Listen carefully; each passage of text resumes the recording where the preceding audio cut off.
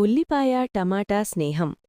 ఒక గ్రామంలో ఉన్న చిన్న కూరగాయల తోటలో ఒక ఉల్లిపాయ మరియు ఒక టమాటా పెరుగుతూ ఉండేవి. ఆ రెండూ మంచి స్నేహితులు. ఒకరోజు టమాటా ఉల్లిపాయను అడిగింది, మనల్ని అందరూ ఎందుకు వేర్వేరు రకాలుగా వాడుతారు?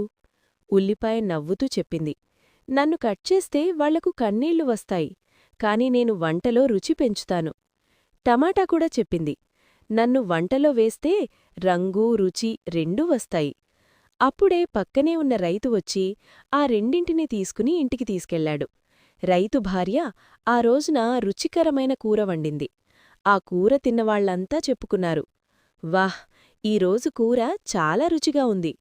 అప్పుడు ఉల్లిపాయ టమాటాను చూసి చెప్పింది, చూసావా, మనం కలిసి ఉంటేనే మంచి రుచి వస్తుంది. టమాటా కూడా నవ్వుతూ చెప్పింది, అవును, ఒంటరిగా కాకుండా కలిసి పనిచేస్తేనే గొప్ప ఫలితం వస్తుంది. నీతి: కలిసి పనిచేస్తేనే మంచి ఫలితం వస్తుంది.